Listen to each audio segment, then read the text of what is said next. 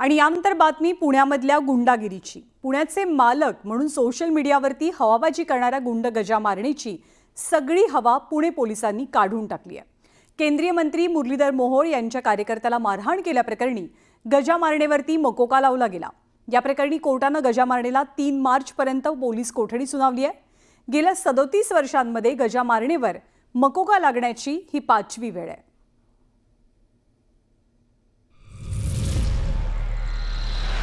Gaja मारणेला police कोठडी।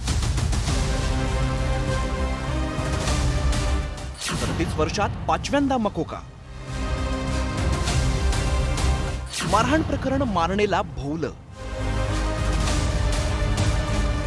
देवेंद्र जोग मारहाण प्रकरणी गजा मारणे आणि त्याच्या टोळीवरती चांगलंच शेकलंय।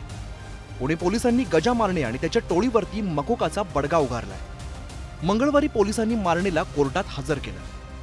कोर्टाने त्याला 3 मार्च पर्यंत पोलीस कोठडी सुनावली। गेल्या 37 वर्षात 5व्यांदा गजा मारणेवरती मकोका लावण्यात आला।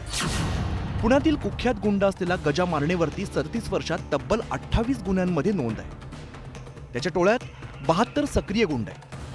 खुनाचा प्रयत्न, मारहाण, खंडणी असे गंभीर आरोप मारणे टोळीवरती आहेत। आतापर्यंत 4 वेळा गजावरती मकोका लावण्यात आलाय।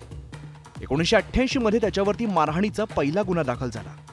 तर बबलू कावेडियाच्या हत्येप्रकरणी पहिला खुनाचा गुन्हा पोलिसांनी गजावरती दाखल केला होता। त्यानंतर गजा मारणे कुख्यात झाला।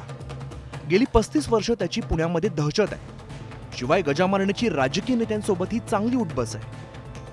अजित पवारांचा मुलगा पार्थ पवार, खासदार निलेश लंके यांनी घरी जाऊन गजा मारणेची भेट घेतली होती। तर मंत्री चंद्रकांत पाटील यांनी गजा मारणेच्या दहीहंडी उत्सवाला हजेरी लावण्यामध्ये धन्यता मानली होती। 19 फेब्रुवारीला देवेंद्र जोग यांना झालेली मारहाण गजाच्या गुंडांनीच केली होती। जामिनावरती बाहेर आलेल्या गुंडांनी जोग यांना किरकोळ कारणावरून बेदम मारहाण केली। या प्रकरणी मारणेसह त्याच्या 27 गुंडांवरती मकोका लावण्यात आला। गजाच्या वकिलांनी मात्र दबावातून ही कारवाई केल्याचा आरोप पोलिसांवरती केलाय।